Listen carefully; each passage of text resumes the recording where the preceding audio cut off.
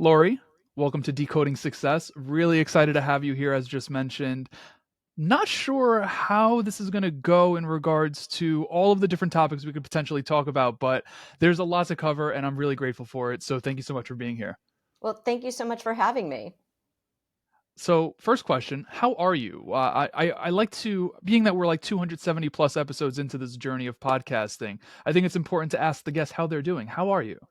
I'm doing well. How are you doing? Do you get asked how you're doing? Um, I don't. You are the first person to ask it back, so I appreciate it. But I am super excited. I've just had a very good day, and the energy is buzzing and it's super high. So I feel pumped for this. In fact, I want to ask you about something that I just heard you say. I like to watch interviews to understand a person, to understand their tonalities, to understand their body language, and really get a whole perspective of the person. And I just heard you say something so interesting. You mentioned we marry our unfinished business. Yes. And I said to myself, I need to write that down. First and foremost, what does that mean? Yeah. So I think it's so important for people to understand that because so many times as a therapist, I see this, when couples come in, and it's really interesting when they realize, wait a minute, I've been hurt in this way before. And they didn't Mm, realize that when they married the person or when they got into the relationship with the person that they're with. And so it's so interesting that when you see people who over and over keep dating people who disappoint them, who hurt them in a specific way, you realize that this is a familiar story. And if you haven't processed the ways in which you experienced loving relationships that maybe were not comfortable loving relationships in the past, you will repeat those. And so mm, it's interesting because in my book, and maybe you should talk to someone. There's a woman that whose story I tell, and she's in her 20s, and she keeps dating the same kinds of people, the people who are going to kind of be very hot and very cold. So she's always very confused, or somebody who drinks too much, or somebody who's very unreliable, or somebody who love bombs her and then disappears. And these are all things that she experienced growing up. But when she meets these people, she thinks they're different. Like this time I'm going to master this situation. This time I'm not going to put myself in a situation like that. And what happens is our unconscious has radar for the people who feel familiar. mm. So even if the familiar was miserable, we still gravitate toward the familiar. That's where our unconscious goes, again, if we haven't sort of processed it or understood it. So when we see someone like that, we're like, you look familiar, come closer. And then we realize, oh, this person has anger issues. I didn't realize that, except your unconscious did, because your unconscious picked that person. Absolutely. It leads me to ask you, being that it sounds like processing what we experience in relationships is a major key here, how do we actually process it? I think that a lot of people feel like the way to heal from the earlier pain is to find someone different who's not going to hurt them in that way. And that's just not the whole story. The story is you need to figure out how to integrate whatever you experienced into your present so that when Mm, you show up in a new relationship, you're showing up having really, it's not just understanding it, it's kind of making peace with it and also telling a new story. So we all carry around these faulty narratives, and a lot of them are old narratives from childhood. Whatever the people around you made you think about what your story is. You're unlovable. You can't trust people. You're this, you're that, whatever those messages were. And then we start to believe them. And then, like a self-fulfilling prophecy, we tend to act them out in the real world. It's like intellectually you might say, well, I know that it's not true that I'm unlovable, but then we go through the world thinking maybe I am unlovable. And then we act that out in relationships, or I can't trust anyone. And then we act that out in relationships. So going back to the quote, right? We marry our unfinished business. Is the business ever finished? I think that the business lives with us, but it lives with us in a different way. So it doesn't Mm, impede our functioning. That's when you know that the business is there. It's always a part of you, but you've made peace with it in a different way. It doesn't rule your life. Who's in the driver's seat? If you haven't processed it, the business is driving the car. And Right. what you want to do is you want to put the business in the back seat and say, okay, I know you're there somewhere, maybe you're in the trunk, but I'm driving the car. You have no control over this car. Absolutely. That's not an easy thing to do. I mean, I've personally had to do that with ego and other things in life where it's like, all right, you notice this is taking place. I'm curious what it takes. Maybe it's a muscle and it takes repetition to be able to put that business in the back of the car, to be present enough, conscious enough, mindful enough to operate in that sense when it comes to relationships. Is that accurate? Yeah, but it's not just noticing it. That's the first step. We like to say that insight is the booby prize of therapy, that you can Mm, have all the insight in the world, but if you don't make changes out in the world, the insight is useless. So just because you notice your pattern isn't enough. You have to really work hard in the moment to slow yourself down and say, okay, I'm noticing this and I need to do something different because my instinct, my knee jerk reaction is going to be to do the thing that I've always done. But that hasn't worked out well for me. That actually is self sabotage. That gets in my way. So, what am I going to do differently? And the first thing you have to do is to slow down, is to take some breaths and slow mm, yourself down so that there's some space between, there's a quote in the book that says, between stimulus and response lies our freedom. So there's the stimulus, take some breaths so you can choose your response instead of just acting out an old pattern. mm. I love this. I love where this is going. I saw something recently that essentially said something along the lines of we meet numerous different soulmates in life, right? What's your take on that? And the reason I'm asking is because if we marry our unfinished business, and I'm going to tie it all in with that, I see that as we can go from partner to partner to partner to partner until we, finally settle with one or whatever it may be in every individual's life. As long as we're processing that, we're continuously leveling up, it seems like. Right? We're taking the good and the bad from those relationships, applying it, doing what we have to do to grow into the person that we can become. But when I saw that soulmate, I think it was like a meme on Instagram or something of that nature, and it said that we have numerous different soulmates in life. Do you agree with that? Well, I think a lot of people confuse soulmate with, again, that person that you're drawn to in a way that is outside of your awareness. And, it's Mm, kind of like when you keep choosing people and you think they're your soulmate, but they end up not being. That's when you have to say, if a fight breaks out in every bar you're going to, maybe it's you. So it's not necessarily those people. It's that what's the common denominator here? It's not that, everybody's awful in the world, or, it's like you're choosing people in a certain way where it seems like they're going to be your soulmate, but then they're really a version of the last person you dated. mm, It just, they might look different, but there's something kind of in a visceral way that is, you are drawn to, and that is not going to work out for you. So that's where I think, we talk about the insight versus the change. Change is really hard. And the reason that change is hard is because, think about New Year's resolutions. So we make New Year's resolutions, and how long do they really last? Because it's not like the Nike slogan, just do it.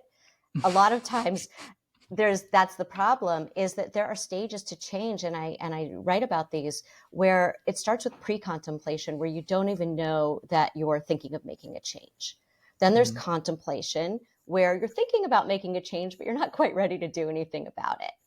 And then there's preparation, where you're going to start preparing to make the change. You're going to start researching whatever you need to research. You're going to logistically do whatever you need to do. You're getting ready to make that change. And then there's action, where you make the change. And a lot of people think action is the last step, but it's not. The last step is maintenance, and that's an ongoing step. And maintenance is, how do you maintain the change?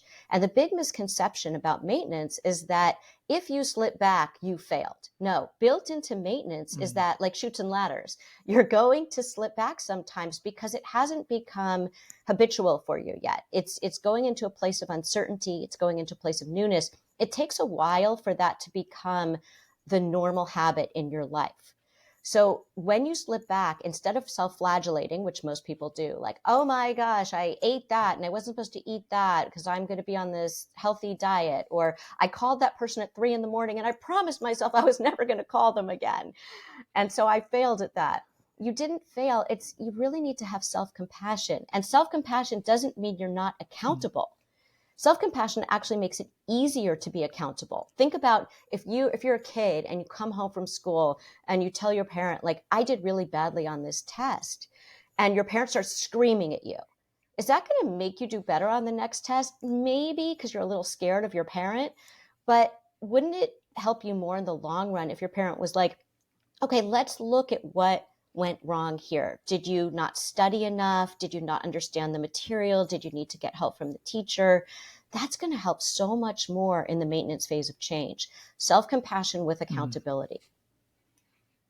How do we apply these changes? And I'm asking this almost selfishly, right? I'm curious, if we process what we learn from our last relationship, how do these changes that we want to implement and are willing to take action, how does that, I guess, carry out in a season of being single, right? Where we're not dating? Is that a part of the process? So many people say that you need time to yourself before you get into another relationship. I don't always agree with that. In fact, many times I don't agree with that. I think we learn Mm, so much in the being in relationship about ourselves.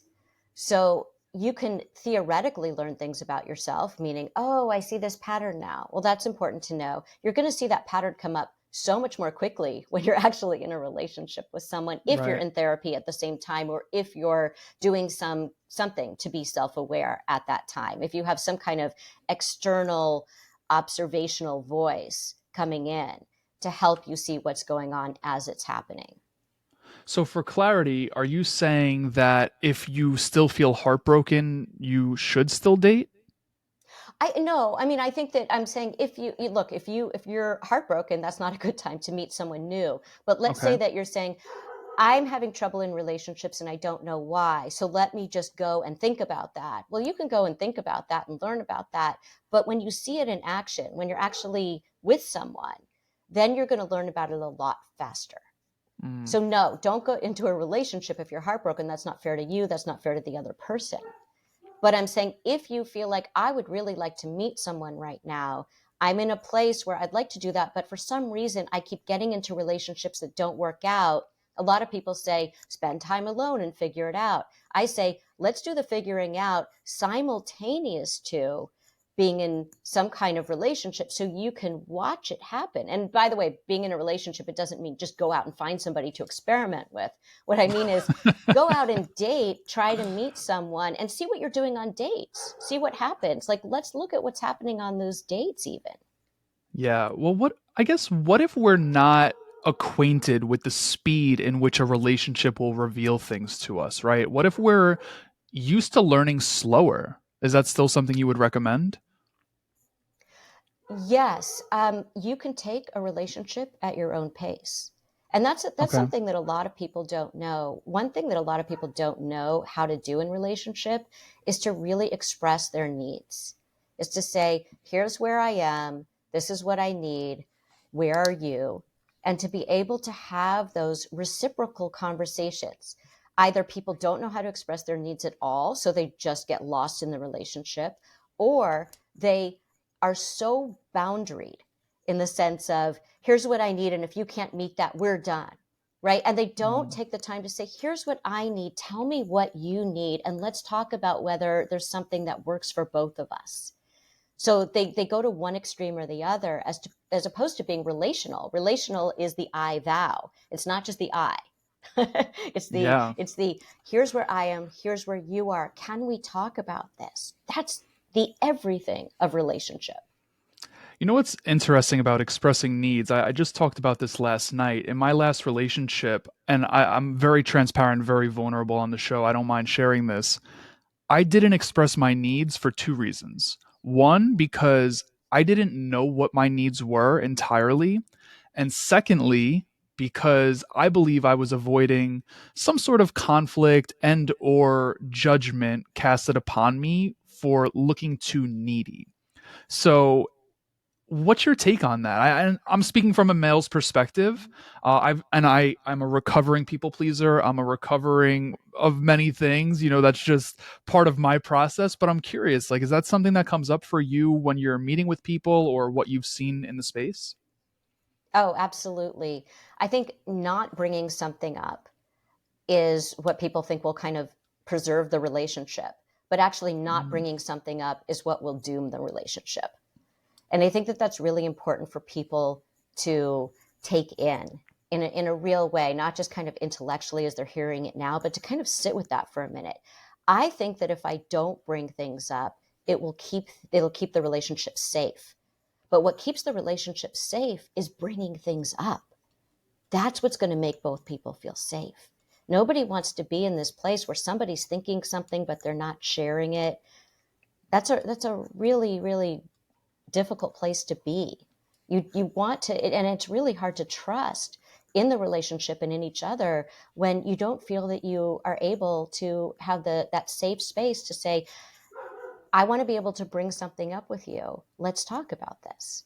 yeah. And Yeah. then how is it going to be received is the other part. So, a lot of people, the reason that they avoid is because the other person doesn't want to hear them or doesn't know how to hear them or hears them as criticism or blame. They don't hear it as this person is revealing something about themselves. My partner is telling me something about himself. And he trusts me with this. And this is such an honor that he's telling me this, as opposed to, well, I don't do that. Wait, what are you talking about? What, right? So they take it as, oh, you're saying something's wrong with me. The partner sees that. And no, I'm saying this because I really care about our relationship and I want to make it better. I'm doing this so we can become closer. But Now I know we can't.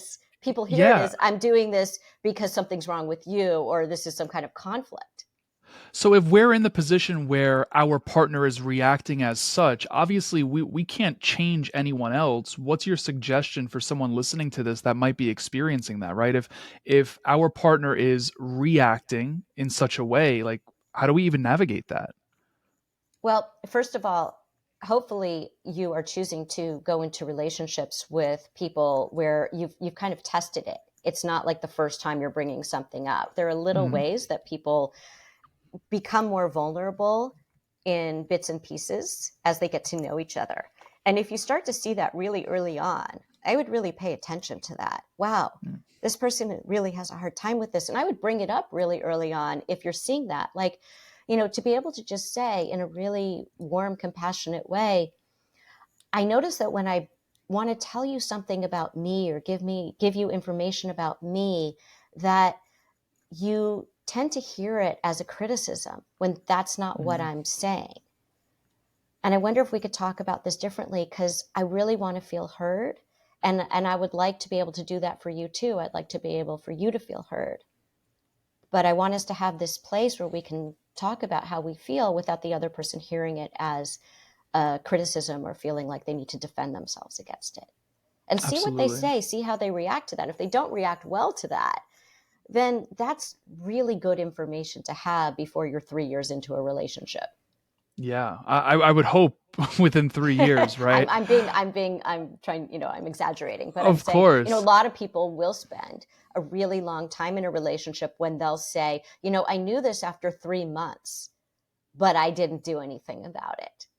Now, is that because that's comfortable for them? Is that the familiar coming back around? Partly it's because they think, oh, it's not a big deal, or I can help, or I can change them, or, we don't go into a relationship thinking that you're going to change anything about the other person. They Mm. don't come a la carte. Like I'll take a little bit of this without the defensiveness, right? Right. I'll take this, but I want to substitute that quality. They come as they come. There are Mm. no substitutions. So that's on the menu. No substitutions. They come as they come.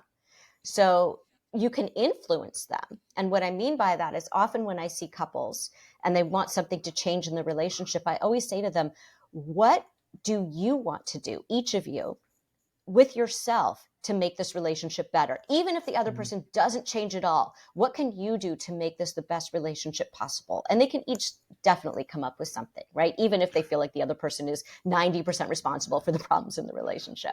They can say, Right. well, I could be more understanding. I could be a better listener. I could, this or that. And so, okay, when you do that, the other person will be influenced by that. Mm. Usually, the other person reacts to you. It's like when two people are in a relationship, they're doing a dance. And if you change your dance steps, they will either change their dance steps too, or they'll fall flat on the dance floor. But good to Yeah. know whether they can dance with you or not. Mm. I love your analogies. Like I definitely appreciate them. I want to work a little backwards here. You were talking about testing, right? And I've been someone that has wore a facade in relationships before, and then when the real me was revealed, things were different. So my question is, how do we get past that facade phase or stage of the relationship?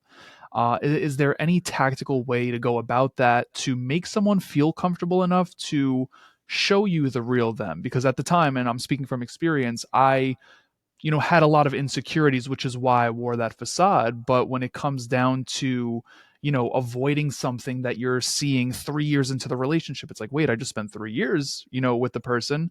I'm curious, like, how do we move past that, or at least allow someone to feel safe enough? I guess that's a good term, safe enough to be them, their true self. Well, I think just it's human nature that, as the Chris Rock joke goes, when you're first in a relationship, you're not you, you're the ambassador of you. So, we all want to put on our, to show our best side when we like someone and we're getting to know them. So of course we're going to do that. Mm, But I think that at the same time that you're doing that, you're also being real.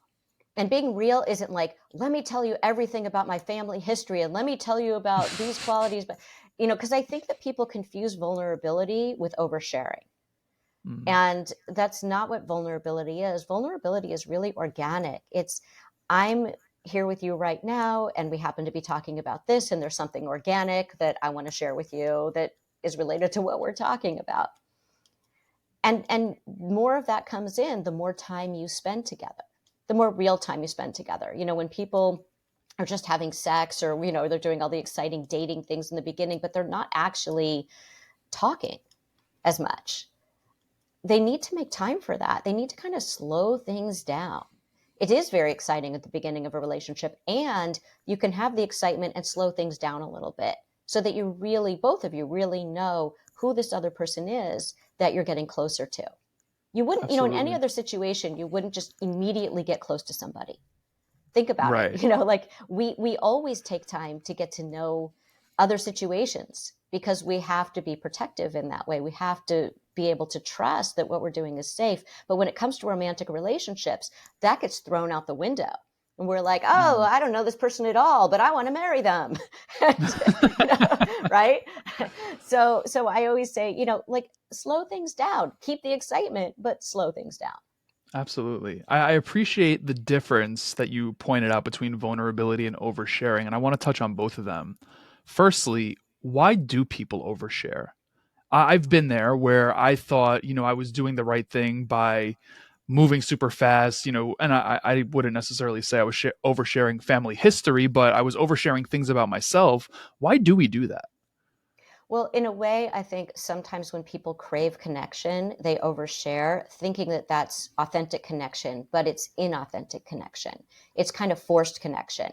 Let me reveal all this stuff that's kind of inappropriate at this point because we don't know each other that well to kind of Mm, just dump out there on you. And so it seems like, wow, we have this amazing connection. We were so open with each other on the first date or the second date about all this stuff. But it's like, you're still strangers to each other. That's not really the right moment to do this.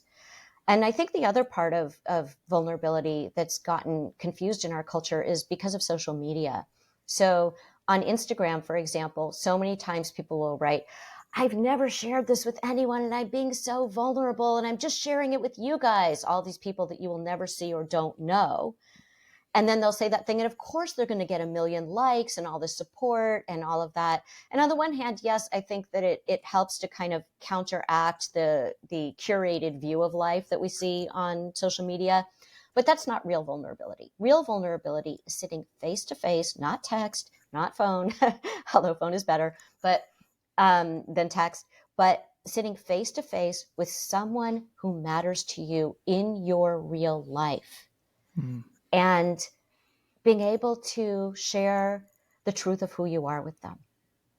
That is true vulnerability. And that is so different from a post on Instagram where you're going to get lots of likes and props for that.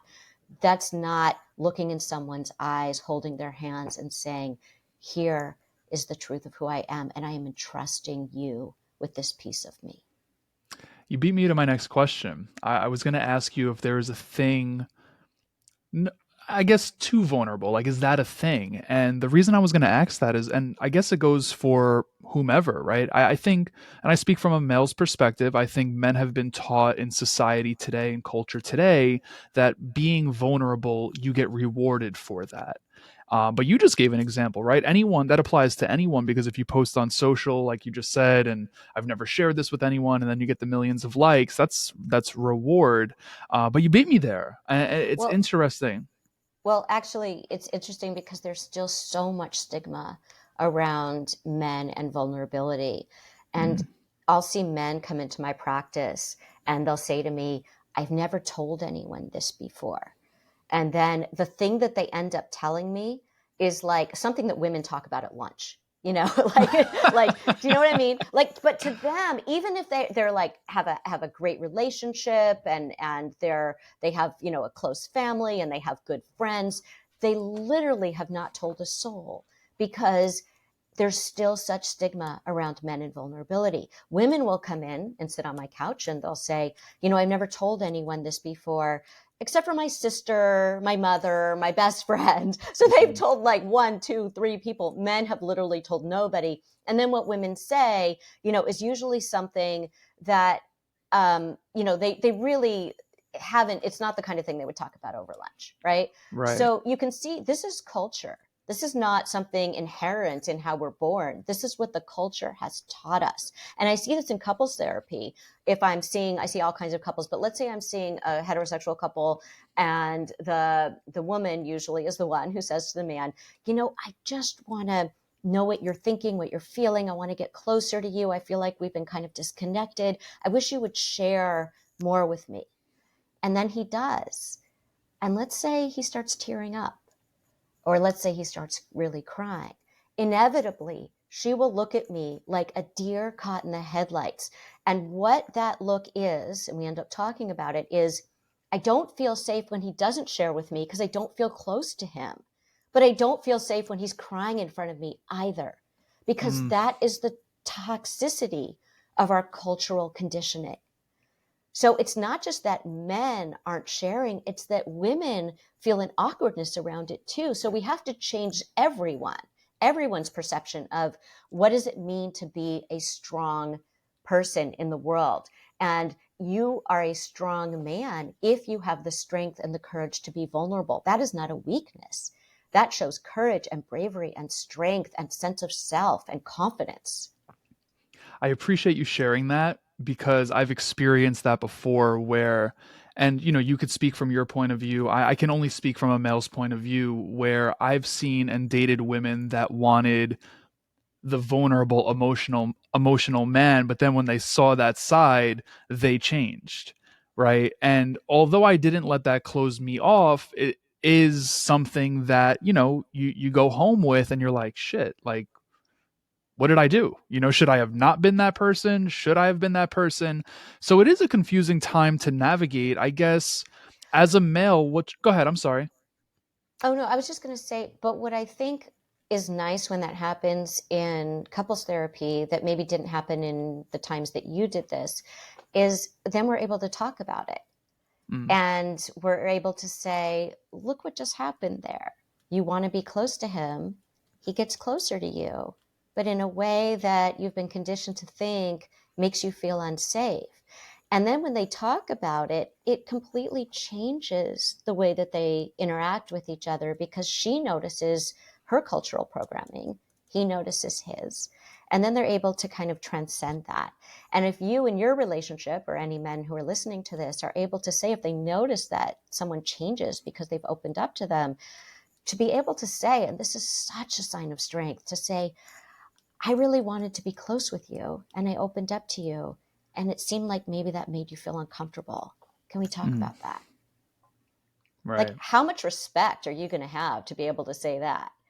Oh, absolutely. Yeah, Right? that takes Like, how much courage it too. takes Yeah. courage, but how can someone not have respect for you if you say, hey, it seems like you got a little uncomfortable there. Let's talk about that. What just happened? I want to ask you this, and I know you're friends with Lewis Howes, and I really admire something that he did in his current relationship. How soon is, and I don't say this in a judgmental way, but I want to do this because I think it's brilliant. My next relationship, I want to go into the relationship in couples therapy.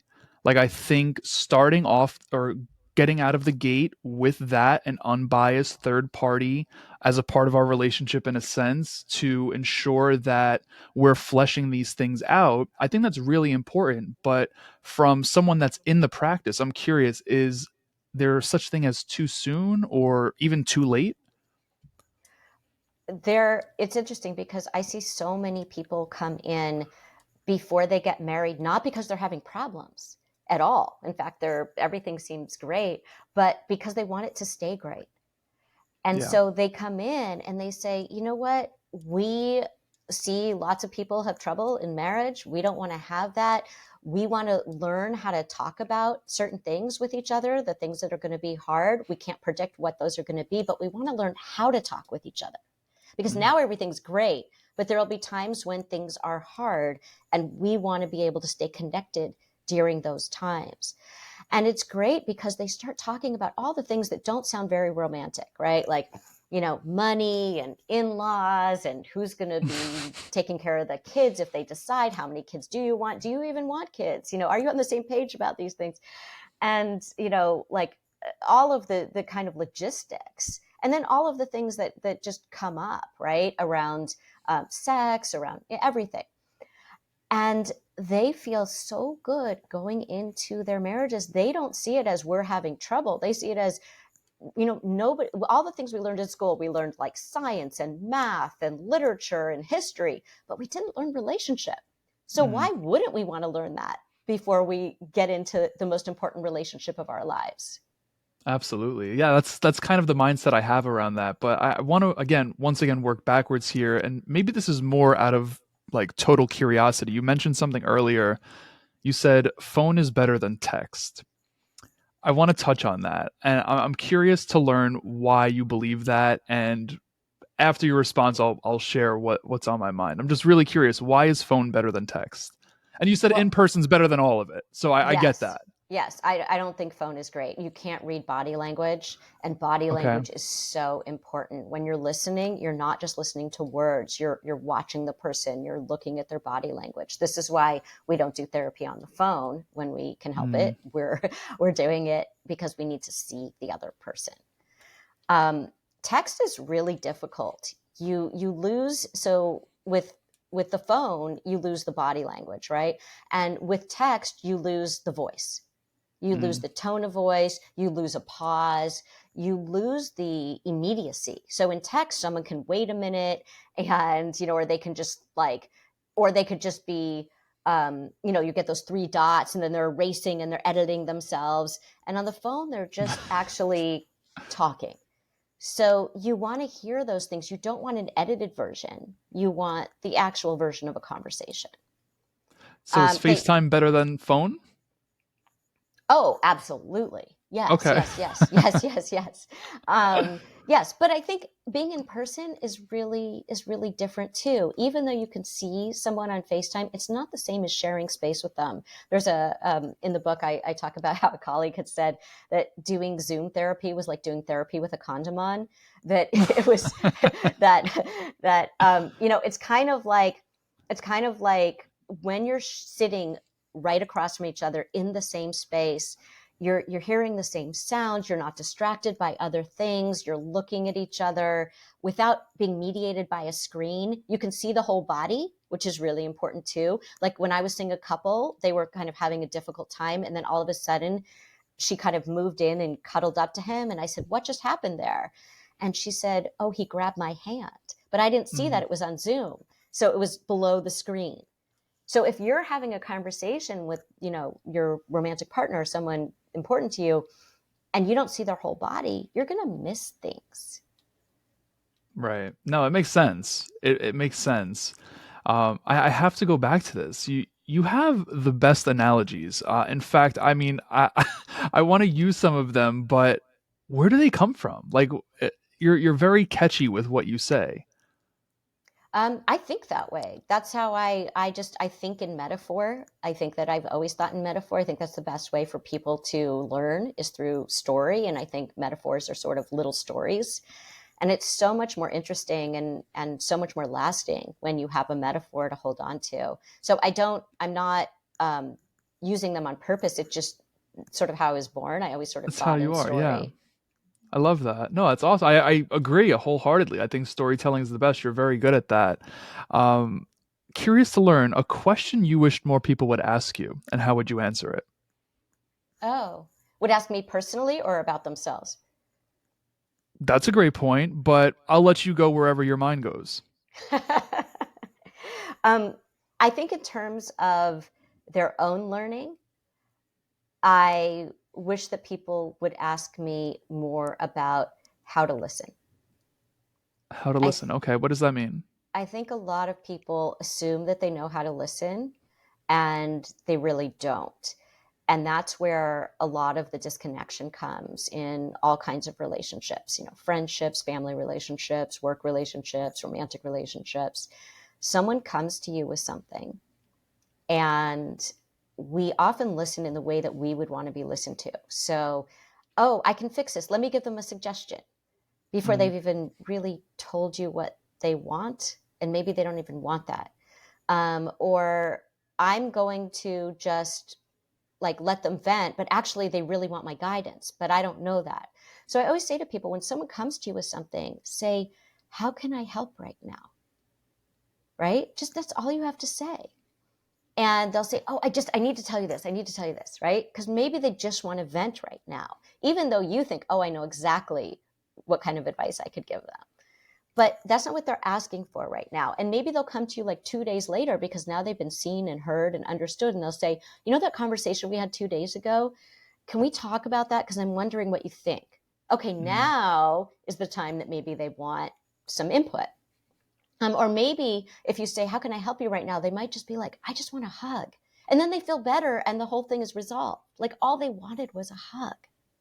right. So we don't really know how to listen. We don't know how to listen to our kids because we're so uncomfortable with feelings. So our kids come to us and they say, oh, I'm really worried about this thing at school. And we say, oh, don't worry, it'll be fine.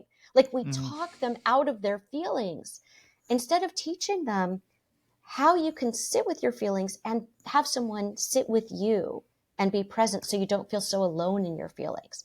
And so there are 3 words that I always tell people that are really helpful when you want to listen to someone and let them feel your presence. Because what people really want is your presence. They want to be understood.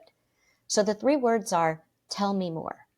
So your kid says, oh, I'm so worried about this. You don't say, oh, no, it's going to be okay. You say, oh, tell me more.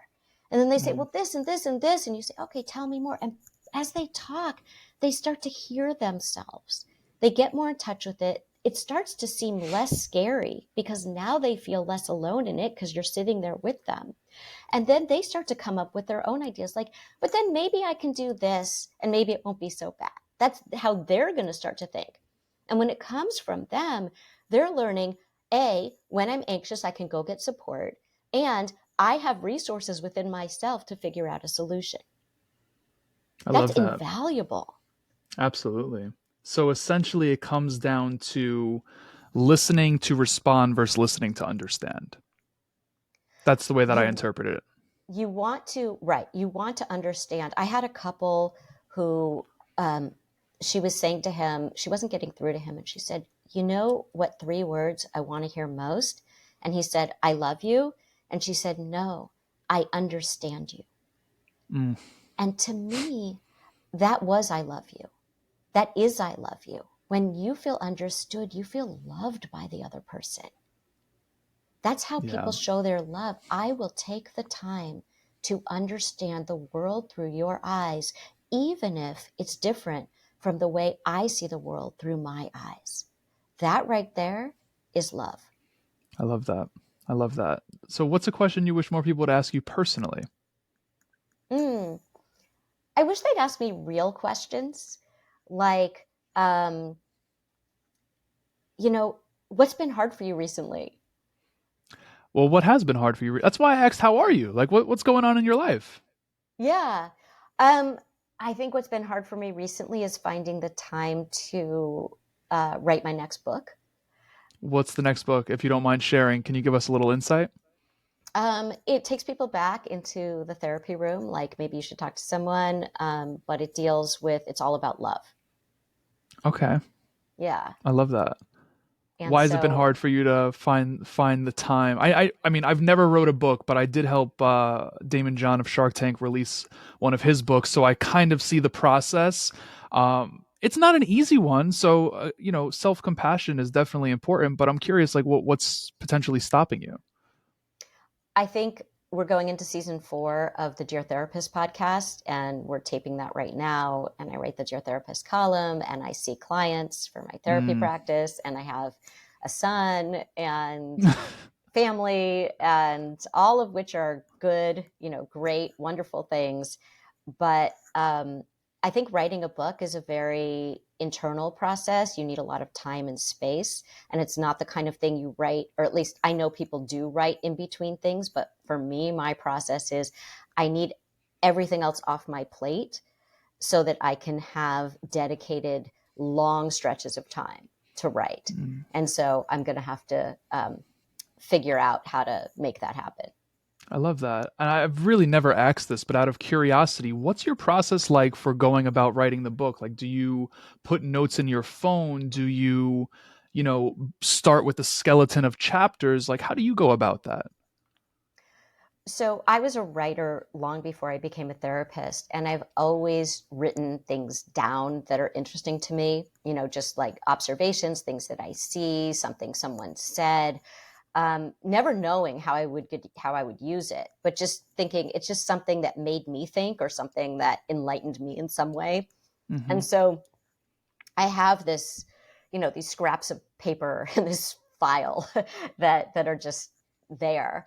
Um, and sometimes I use those, but mostly because the stories that I'm telling are real stories that I know what the stories are. It's just a matter of structure. It's a matter of how do I tell them and in what order do I tell them. And I think, like, and maybe you should talk to someone. I was really weaving together the lives of these 4 patients that I was seeing in my practice, along with my being the 5th patient as I went to therapy as I was going through a breakup.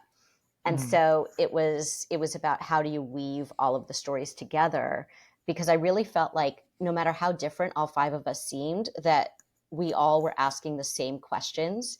How do I love and be loved? How do I get in my own way? How come I don't see my patterns? How do I get through grief? How do I recover from loss? I love all of that. I mean, I have to ask, like, as a therapist, someone that helps other people, do you find it difficult to apply what you've been taught through experience, textbook, etc., and do that work for yourself? Oh, absolutely. I mean, I Yeah. think that that's what I was trying to do, and maybe you should talk to someone, was just to show that, you know, therapists are human. I say at the beginning of the book that my greatest credential is that I'm a card-carrying member of the human race.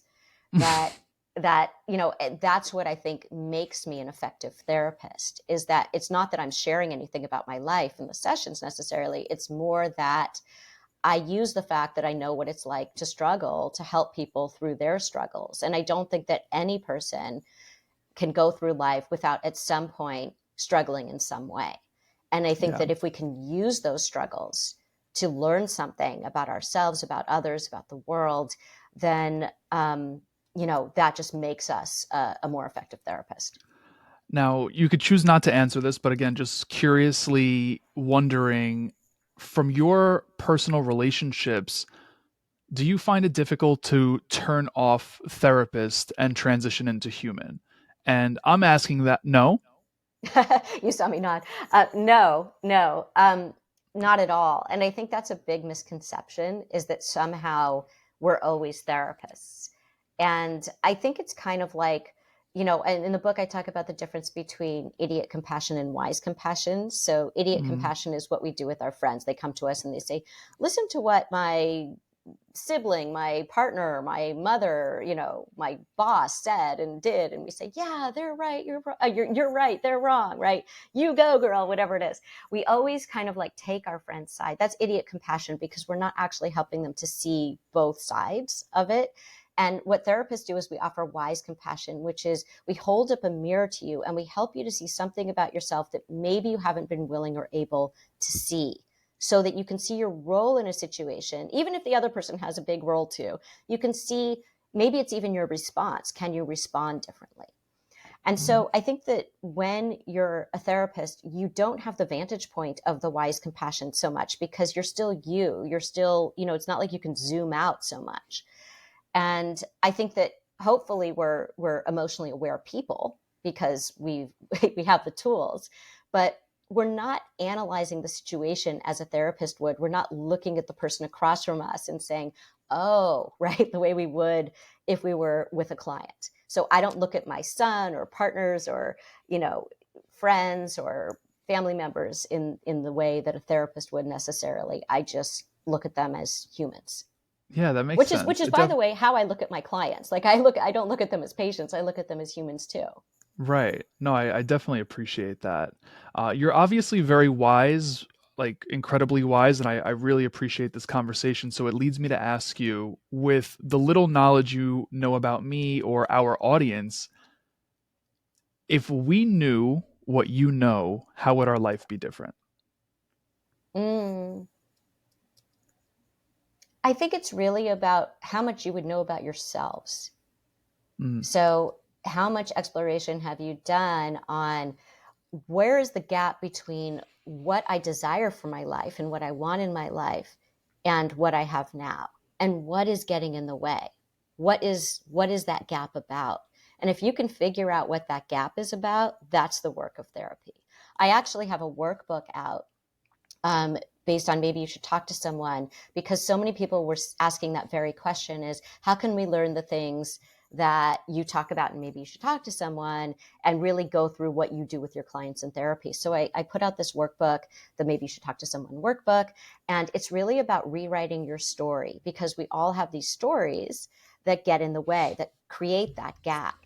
And so it's a step-by-step, very intensive workbook of taking you through exactly the process that I would take clients through as we help them to narrow that gap. What's your advice for someone that picks up that workbook to ensure they're showing up and answering the questions like from their core self versus writing down what might seem quote unquote sexy just to do that type of work? I would remind them that there's nothing sexier than authenticity, Mm. and that seeing yourself reflected on the page is one of the most healing experiences you can have. That when you are able to put your true self on the page and look back at it and really embrace that with compassion, that is going to be an incredibly healing experience. But that's not just what the workbook is about. That just happens to be what the process looks like. But the workbook is really about asking yourself the right questions. A lot of people don't know what the questions are to ask. And then what do you do with those answers? And so it's really an exercise in untangling all this stuff from before that's not relevant anymore. It's like wearing clothes that don't fit anymore. It's like those clothes should have gone to Goodwill a long time ago. But you're still wearing these old clothes and they don't even fit, but you're walking around as if they do. So that's what the workbook will do. I love that. So I just want to let everyone know that's tuned into this, the workbook, the book, podcast. What else do you have going on that we should make people aware of? If they just want to spend 15 minutes examining their story, they can watch my TED Talk, which is how changing your story can change your life. And so there's a kind of a quick 15-minute version of what you're going to find in much more depth in Maybe You Should Talk to Someone and in the workbook. I'll make sure to have all of that in the show notes, including socials, websites where people can keep up with you. I have one last question before I let you go. This is my favorite question to ask. This is how we end every show. If Lori makes it to whatever year she wants to make it to, God willing, and you write as many books, you impact as many people, you do everything you want to do, but you can only be remembered for one piece of advice. Not how you want to be remembered, but a piece of advice that's like etched into the tombstone. What is that piece of advice? Mm. I would say the piece of advice would be that we're all more the same than we are different. And that We're we all more the always same. need to remember that. Mm. That so many times we look at people and we say they're other, or I'm other. Something's wrong with me. Something's wrong with them. And that underneath it all, we're just people who want to be loved and understood. And if we could go through the world that way, I think that there would be so much less conflict on both an interpersonal level and a societal level. Do you think the world could ever get to that place? I'm going to keep trying. I love I it. think each one of us should keep trying. I love it. Lori, thank you so much for this opportunity. You are absolutely incredible. Again, everyone that's tuned in the show notes, you could find all of that good stuff. But thank you so much. Expressing gratitude. Oh, thank you so much. I really appreciated the conversation.